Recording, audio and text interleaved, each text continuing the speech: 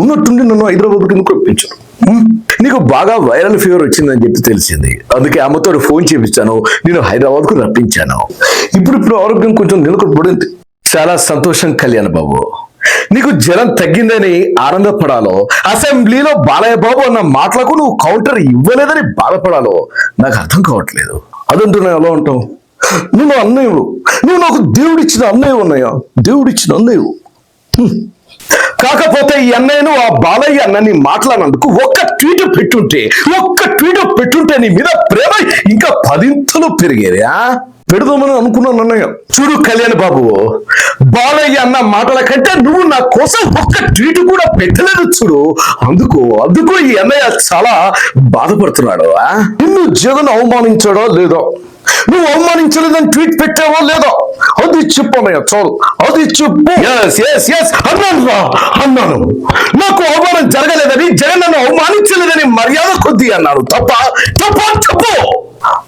అందుకే అన్నయ్య నేను కూడా ట్వీట్ పెట్టలేదు, అందుకే పెట్టలేదు.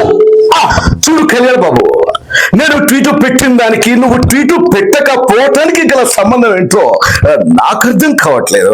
సంబంధం లేదంటే కాదన్నయ్య, సంబంధం ఉంది. నేనెన్నో పెద్ద వేదికల మీద గొంతు నరాలు తెగేటట్టు అరిచి మరీ చెప్పా, దేవుళ్ళంటే మా అన్నయ్యను జగన్ అవమానపరిచాడు అని. కానీ నువ్వేం ట్వీట్ పెట్టావు?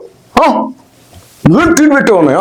చూడు కళ్యాణ్ బాబు, నీకు మళ్ళీ చెప్తున్నాను, జగన్ నన్ను అవమానపరచలేదని మాత్రమే ట్వీట్ లో పెట్టాను. అదే నా బాధ కూడా.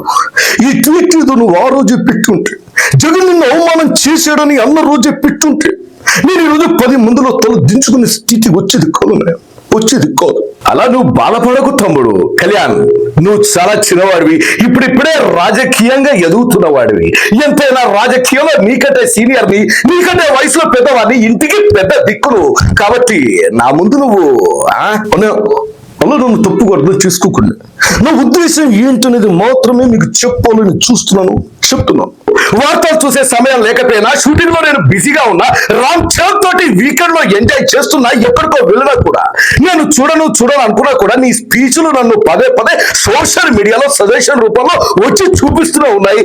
నువ్వు అనే ప్రతి మాటలు నాకు తెలుసు. నువ్వు సినిమా పరిశ్రమకు పెద్దగా వెళ్ళినప్పుడు జగన్ నిన్ను అవమానించుకొని నువ్వు దున్నం పెట్టినా కూడా పెట్టకపోయేసరికి నా గుండె రగిలిపోయింది. ఒక్కసారిగా నాకు డైలాగ్ గుర్తొచ్చింది, ఇల్లేమో దూరంతా గతుకులు, చేతిలో దీపం లేదు, ఉంది డైలాగ్ గుర్తొచ్చింది. అందుకే ఈ రోజు అందరూ నన్ను వెర్రి వాళ్ళు చూస్తున్నారు, అందరూ అవమానపరిచేటట్టు వాళ్ళందరూ మాట్లాడుతున్నారంటే, నువ్వు ఆ రోజు ఒక్క ట్వీట్ పెట్టుంటే నేను మాట్లాడేవాడిని కాదు. ఈ రోజు నువ్వు ఆ ట్వీట్ పెట్టేసరికి నా మనసు బాగా గాయపడింది. అందుకే ట్వీట్ పెట్టలేదు. నువ్వు అన్న దాంట్లో ఎంతో కొంత నిజం ఉంది, అది ఖచ్చితంగా నేను కూడా సరి చేసుకున్నాను. కాకపోతే బాలయ్య బాబు నిండు శాసనసభలో అందరి ముందు నన్ను అంత అవమానంగా మాట్లాడినప్పుడు, నీ దేవుణ్ణి అన్నని మాట్లాడినప్పుడు ఒక్కసారన్నా బాబు గారితో నువ్వు ఆ మాట గురించి మాట్లాడావా? కనీసం చర్చన చేసావా? లేకపోతే ఈ అన్నయ్యకు జరిగిన అవమానం అది కాదనుకొని వెళ్ళిపోయావా? ఎలా చెప్పు ఉంటూ ఉన్నాయా? ఓ పక్కనేమో ఓజీ సక్సెస్, దాన్ని ఎంజాయ్ చేయలేకపోతున్నందుకు మరో పక్కన వైరల్ ఫీవర్, పైగా 15 సంవత్సరాలు కష్టపడి కూటమిని నిర్మాణం చేసుకున్నామని, 15 సంవత్సరాలు మేము కలిసి ఉండాలంటే, ఇప్పుడు బాలయ్య బాబు గురించి బాబు గారితో చెప్తే వారు బాధపడతారనే, వారు ఎలా బాధపడతారు అనేది నేను తట్టుకోలేక వారికి చెప్పలేదండి. ఇన్నాళ్ళు నీకు బాబు లాంటి అన్నయ్య కావాలి చిరంజీవి, ఇప్పుడు నువ్వు డిప్యూటీ సీఎం అయ్యావు కనుక చంద్రబాబుడికి కావాలి, అంతేనా? చూసావా అమ్మా, చిన్న తమ్ముడు కళ్యాణ బాబు అనుకుంటే ఈరోజు మనకంటే చాలా ఎత్తుకు ఎదిగిపోయాడు. అది కాదు, నా మాట ఒకసారి ఆలోచించండి, నా బాధను ఒకసారి తెలుసుకోండి, కనీసం తెలుసుకోవడానికి ట్రై చేయండి అన్న. బాలయ్య బాబు అసెంబ్లీలో ఉన్న మాటలకు అన్న గుండె పగిలిపోయిందన్న సంగతి నీకు తెలుసా? ఎన్ని నిద్ర లేని రాత్రులు గడుపుతున్నాడు తెలుసా? ఆకలి లేని రోజులు ఎన్ని రోజుల నుంచి ఉన్నాడు తెలుసా? నీకు తెలియదురా? ఒక్కడి గుర్తుపెట్టుకో కళ్యాణ్ బాబు, వైసీపీ పార్టీ వాళ్ళైతేనే, ప్రతి పక్షాలైతేనే, ప్రతి ఒక్కరు నీ శత్రువు కూడా ఈరోజు నా శత్రువు అనుకొని నన్ను అనరాని మాట్లాడుతూ, నీ తమ్ముడు నీ అన్న మాటలకు రియాక్ట్ కాలేదు, నువ్వు ఎందుకు రియాక్ట్ కాలేదు? ఇదేనా తమ్ముడి మీద ప్రేమ చెప్పి తమొక మాట సూటి పోటీ మాటలతో అంటే తట్టుకోలేకపోతున్నాను. అవన్నీ పట్టించుకోద్దాం. ఇప్పుడు కష్టపడి కూటమిలో 15 సంవత్సరాలు ఉండాలనేది తాపత్రం. ఓ పక్కన ఎమ్మెల్సీగా నాగబాబు అన్ని కూడా నేను అవకాశం ఇచ్చాను కదా, మరి ఇన్ని రోజులు ఇంకా 15 సంవత్సరాలు కలిసి ఉండాలంటే ఇప్పుడు బాలయ్య గురించి ఉన్నట్టుండి బాబు గారికి చెప్తే కూటమి కట్టలు తెగిపోతుంది కదా. అదే నేను ఆవేదన. అదే కూటమి నీ కూటమి నేను ఏమైనా కూల్ చేస్తున్నానా, కాలం రాస్తున్నానా? ఒక అన్నయ్యను ఇంతమంది అబాసుపాలు చేసి అన్నవారి మాటలు నిన్ను శాసనసభలో బాలయ్య బాబా అంటే కనీసం ఈ అన్నయ్య కోసం నువ్వు రియాక్ట్ కావా, స్పందించవా, ఒక ట్వీట్ పెట్టావా, ఈ గురించి ప్రశ్నించవా? ఇదేనా ఈ అన్నయ్య మీద నీకున్న ప్రేమ, నీ దేవుడి మీద ఉన్న అభిమానమా? మీరు అలా తప్పుగా అర్థం చేసుకోకండి. నా ఆవేదనను అర్థం చేసుకోండి. నేను అనుకున్నటువంటి సంకల్పానికి రీచ్ కావాలంటే కొన్ని తప్పు భరించాలి. భరిస్తూనే ఉన్నాను. శభాష్ కళ్యాణ్ బాబు, శభాష్. ఇప్పుడు అర్థమైంది నువ్వు నా తమ్ముడి కంటే డిప్యూటీ సీఎం అనియా? ఈ రాజకీయాల్లో నీకు చాలా తక్కువ టైంలో బాగానే ఉండబట్టారా? ఇప్పుడు నువ్వు నిజమైన రాజకీయ నాయకుడు అనిపించుకున్నావురా? అది కాదన్నయ్య, ఒక్కసారి నా మాట వినన్నయ్య, ఒక్కసారి వినండి. ఏంట్రా వినేది? నువ్వు డిప్యూటీ సీఎం అయినా, పవర్ స్టార్ అయినా, ఇవన్నీ హోదాలు ఎక్కడి నుంచి వచ్చాయి? నువ్వు ముందు నా తమ్ముడివిరా. ఓ సారీ, నువ్వు వచ్చేతోటి 220 కోట్ల క్లబ్ లో చేరావు, అదేనా? ఒక్కసారి నా మాట వినండి అన్న, వినండి. ఏంట్రా వినేది? ఒక్క మాట నన్ను అంటే తట్టుకోలేని నా కళ్యాణ్ బాబు ఈ రోజు నిండు శాసనసభలో నన్ను అన్నేసి మాటలు అంటుంటే కూడా మౌనంగా ఉండటమా? ఇది నా కళ్యాణ్ బాబేనా అనే డౌట్ కూడా నాకు వస్తుంది.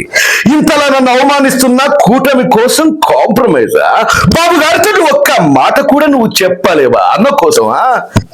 ఇంతమంది ఇన్ని మాటలు అంటున్నా కూడా ఈ అన్నయ్య కోసం ఒక్క ట్వీట్ పెట్టలేదు. బాలయ్య బాబు అన్న మాటల కంటే నీ ట్వీట్ నన్ను చాలా బాధ పెడుతుందిరా. ఒక్కసారి నా మాట విను. నా స్థానంలో నువ్వు ఉండి ఒక్కసారి ఆలోచించు. అయినా ఈ రాజకీయాలు నీకు తెలియదు. చూడు కళ్యాణ్, రాజకీయాలు వేరు, సినిమా వేరు. నీకు నాకు మన అన్నదమ్ములకు ఉన్నటువంటి బంధం, సంబంధం, ఆ రక్త సంబంధం వేరు. నువ్వు బాబు గారితో ఏం మాట్లాడతావో తెలీదు. రాబోయే రోజుల్లో బాలయ్య బాబు ఇంకొకసారి ఎక్కడ కూడా నా పేరు గాని, నా మాట గాని, నన్ను అనాలని కానీ చూడకుండా చూసుకునే బాధ్యత నీదే. అన్న రాజకీయాలకు దూరంగా ఉన్నాడు, ఏవో సినిమాలు చేసుకుంటున్నాడు అని అనుకుంటున్నావేమో. నేను ఇప్పటికిప్పటికి ఒక్క ఫోన్ చేస్తే సోనియా గాంధీ నాకు రెడ్ కార్పెట్ వేసి ఢిల్లీకి తీసుకెళ్తుందిరా. బాబు గారితో నువ్వు మాట్లాడతావో, నన్ను మాట్లాడమంటావో, లేకపోతే ప్రత్యక్షంగా మళ్ళీ వదిలిపోయిన రాజకీయ జీవితాన్ని మొదలు పెట్టమంటావో నువ్వే తెలుసుకో. నువ్వు అన్నయ్య సినిమాలు చేసుకుంటున్నాడులే అని అనుకోవచ్చు, కానీ లోపల ఒరిజినల్ అలాగే ఉంది. నువ్వు నిజంగా ఈ అన్నయ్యను ఒక దేవుళ్ళ భావిస్తే బాలయ్యను కంట్రోల్లో పెట్టమని బాబు గారికి నా మాటగా చెప్పు. మీరు ఓకే అంటే ఒక్క మాట చెప్పండి. మోడీ గారితో నేను ఇప్పుడే ఫోన్ మాట్లాడతాను, రేపు ఢిల్లీలో ఉంటాను, తోడు పేరు బాలయ్య సంగతి తేల్చేస్తాను నేను. కళ్యాణ్ బాబు, ఈ విషయాన్ని ఇక్కడితో ఆపేద్దాం.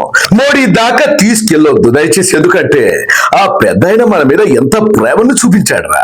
మన అన్నదమ్ములు ఇద్దరిని పట్టుకొని చేతులు పైకెత్తి బహిరంగ వేదిక మీద హ్యాట్స్ ఆఫ్ చెప్పాలనిపించింది. అందుకే ఇక్కడితోటి పులి స్టాప్ పెట్టేద్దాం. బాబు గారితో నువ్వు మాట్లాడతావా, నన్ను మాట్లాడమంటావా? చూడు కళ్యాణ్, ఎంతో కష్టపడి పోరాటం చేస్తే గాని కూటమి ఈ రోజు నిలబడలేదు. అలాంటి కూటమిని కూల్చడం నాకు ఇష్టం లేకే బాలయ్య బాబు ఇన్ని మాటలన్నా కూడా తట్టుకున్నాను. ఏ మాత్రం ఆవేశ పడకుండా కాంప్రమైజ్ గా బతుకుతున్నాను. సరేనా, నువ్వు ఎలాగంటే అలాగే. నువ్వు మాట్లాడమంటే మోడీతో మాట్లాడతా, బాబు గారితో మాట్లాడమన్నా కూడా మాట్లాడతా. నీకోసం నేను ఎంత దూరం వెళ్తున్నా. నువ్వు అంటే నాకు ప్రాణం. నువ్వు నాకు దేవుడు ఇచ్చిన అన్నయ్య. నేను ఎవరు ఒక్క మాట నా ఊరుకోను.